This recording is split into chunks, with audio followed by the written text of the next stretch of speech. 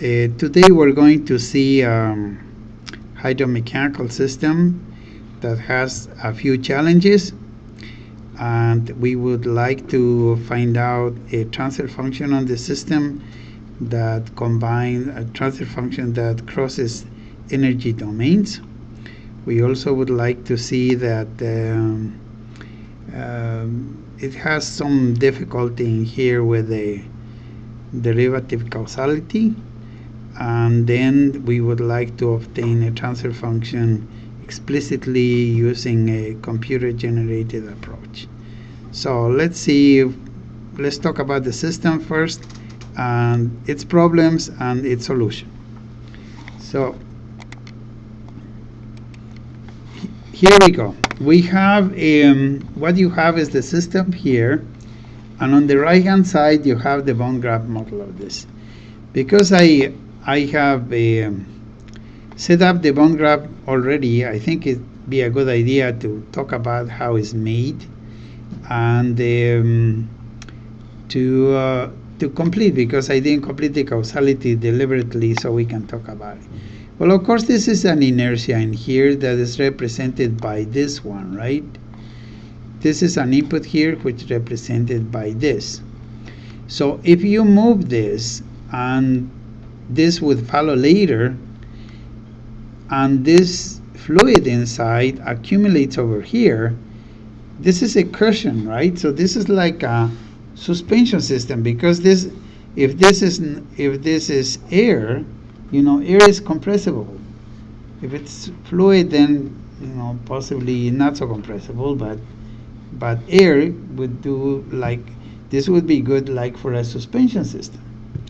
So the idea is here is we have a velocity over here, a velocity over here. The difference between those two, this velocity difference in here, perhaps it might be a good idea just to give it some label here and maybe put some numbers, right? Let's just do number 1 over here, and let's do 2 and 3 and then 4 and then 5 and 6 and 7. This got 7 only. This one here, this flow here on this side, this is what I would say, you would say this is F1 minus F sub 2. So this velocity minus this is this. But this one here is actually a flow. This becomes Q here. So this TF is the one that transforms this velocity into this Q. Now remember the continuity equation that says that Q is the area times the velocity, right? This area is this one here, this one right there. Yeah, let me perhaps make a little better. Yeah, this one right here, that area. Okay, this velocity difference multiplied by the area produces the flow that goes along in here. So in here we have considered also the inertia here of the fluid. So we have it in here. We consider the fact that this is the C element that is attached to this, and also the resistor, see right there. So if we assign the causal marks, let's see what happens. Okay, we're going to assign the causal marks in here, and then we will use the red ink for that. This is the causal mark would be over here like this for the source. If we put this in integral form right there, forces this one to take this causality and forces this one to take this causality right there, and look what happens. This on the right hand side, this little friend is in derivative form now. I think it's important to think about why this happened and to think about a solution for this, and a solution that actually would make physical sense.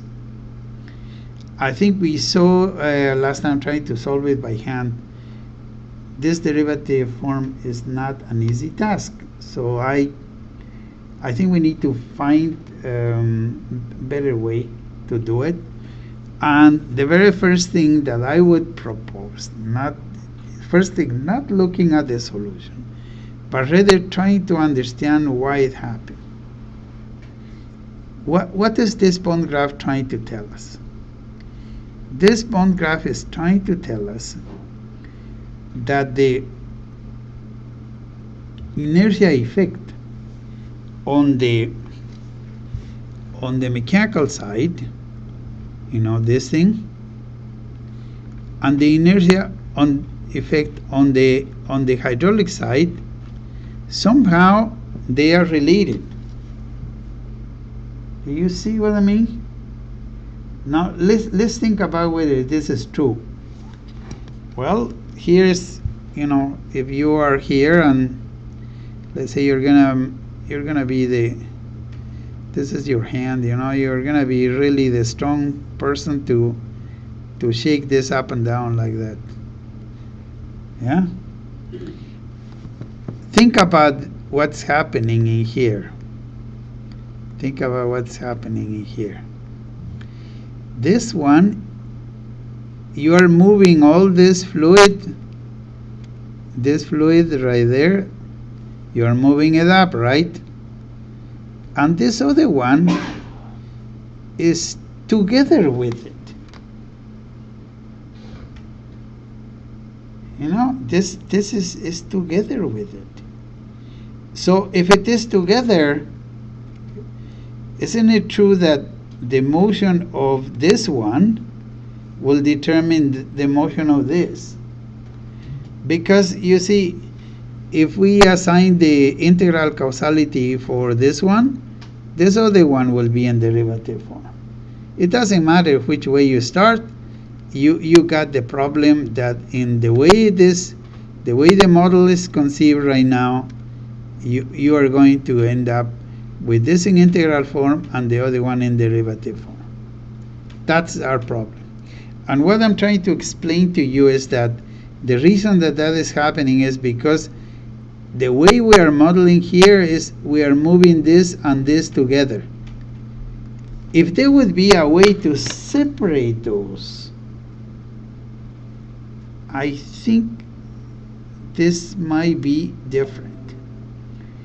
Can we, could we find a way to do that?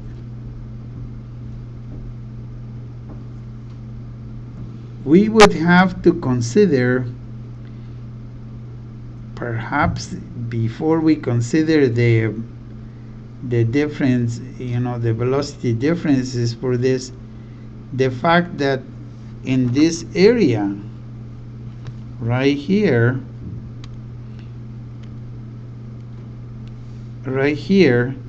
maybe the air is a little bit compressible, right?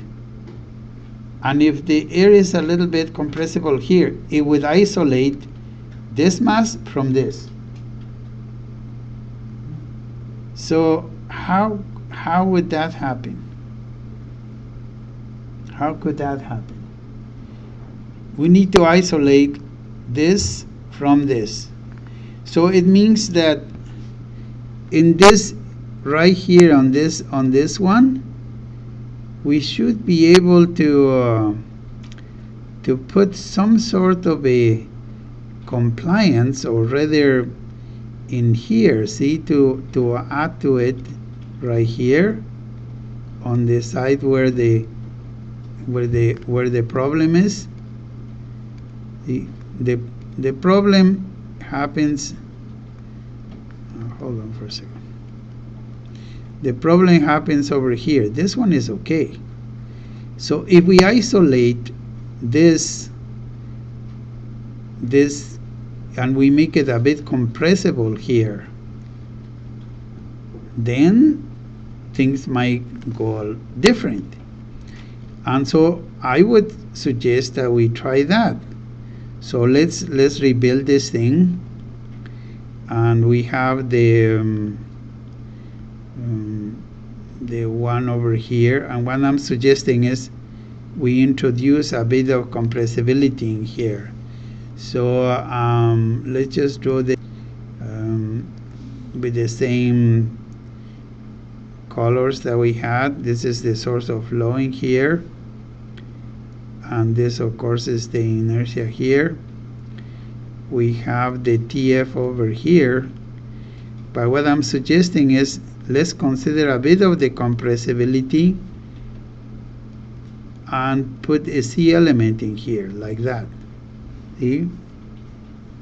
And then the rest we leave it like it is. And then, you know, the compressibility that we are adding doesn't have to be big. In fact, could be a small compressibility. What it's doing is fixing the equations for us. This would be the I sub F, and this I am going to say C of the pipe. Yeah? And this would be the A over here. In fact, it's transforming flow into Q, velocity into Q, so this is A. So alright, let's just do the causal assignment again to see whether we have made any progress. But does everybody understand what this C does? It considers the compressibility of this fluid over here, right here. Yeah, right there. Yeah, compressibility of the fluid right here, which is different than considering this effect on this chamber over here, right? So if this is the case, you see you have isolated the two I's. This one, you know, you put it in here, this in integral form. This forces to be like this. Yeah. And this, if we put this in integral form, makes this like this. And that allows this to be in integral form. And lo and behold, everything is cool. Okay. So I am going to perform this same operation using CAMG, but before we do that, we need to clarify what the output is going to be. What would the output be in here? Because we need to obtain the transfer function. So let me make sure we have the output over here. This is B sub M, which in this case is equal to, let's just do some numbering here. What is the number that we would enter for this? This would be F sub 2, right? And what is the input? And the input is going to be the velocity of the V sub I, which is in fact F sub 1. So the transfer function that we want really is the output F2 of S in relationship to the input. That's what we want. So we only have one input, and let's just deal with one output and see what CAMG is going to do once we put this. I'm going to put the first bond graph here, and once we put the other bond graph also. So I have a question. If you would have put an R element instead of a C element. So now we are about to enter the bond graph model into CAMG, and what we would like to do is to be able to come in here, and we're gonna do a new model here. CAMG prepares that for us, and then I'm gonna say, okay, look, this is the bottom is F, and then you have the 0 over here, yeah, and you get the first bond like that, and then we go to the I element over here, and then we go to the TF that we have in here, right there, and create this bond, and then we do the 1 over here, then we do this, and then we put the other I element over here, and here's where immediately you'll see, you see what happened, and then you have this R element over here, and then you have the C element over here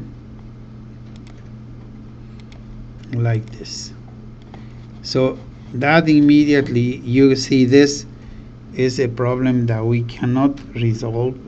It has derivative form. We cannot resolve it explicitly unless we basically force the system to take a derivative form. And what we have done up here is to come up with a system where we let's keep it all the way up there so that we can actually do the drawing well, with a system that resolves this problem. So let me move this up a little bit, because we actually need a delete option here. See, is on this, we are running out of space in here. I'm gonna try to make it a smaller window so that we can still have access to the bond graph model. Yes, over here, and let's see how we do here. Very good. So we need to transform this one that we have on the right hand side into one like the one is on the left hand side, but I need my delete button, so I needed to come a little farther up.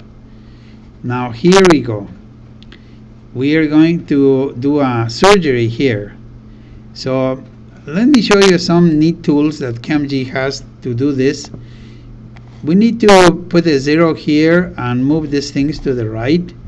So the first thing that I suggest is that we're gonna need to break it. Let's break this in here.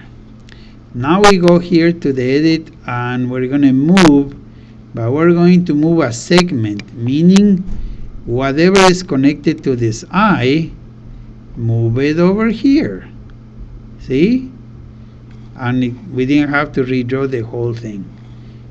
And then once we make the space, we put the 0 here like this, and we say 4, and then we need to put the C element, which you have I think we might have, because we number it already. Let's see, the C element, we might have little different numbers which really don't mean anything. This one, and then you'll have like that.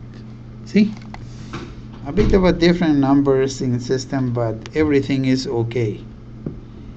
This does not affect, and you can see this is totally perfectly fine. So we have resolved the derivative causality issue. We have in here objective to obtain the flow here, and then this would be the yeah, and this is F1 in here. Sorry, okay, let's just do this real quick here. go to the interface of MATLAB, and then we would let the computers, those two programs, interface with each other, and we obtain the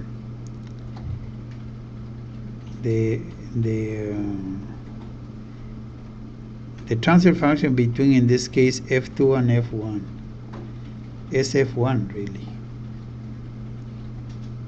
So comes up in here, and we are here on this.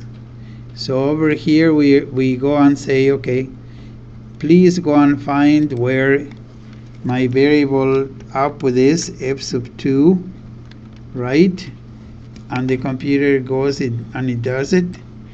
And then in here you come and say, eliminate this for me, please, so that this would become the first row of the C and the first row of the D matrix, and this one in here would be 1. So once we have done that, we have another little glitch that we need to fix, that we already know. The new version of MATLAB does not like the simple command, so we're gonna get rid of it. And then you say just please run. You have defined your output. The computer gives you, this is your input, you see. These are the state variables. The output F1 is F2. So we go and it gives the matrices, does all the stuff. I will come up with the transfer function. In this case, do you see here's the numerator of the transfer function like that? Right there. And this is the denominator of the transfer function right here. Okay.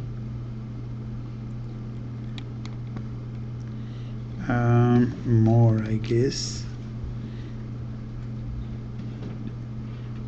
See that command where it says simplify, it allows us to have all the powers in order. See, what I notice is that you have, let's see, no, it's okay. See, S is first power, second power, third power, fourth power. So the transfer function is right in there. If you want to see some results, what I would do is just give numbers to the parameters, like you need to do it in your lab.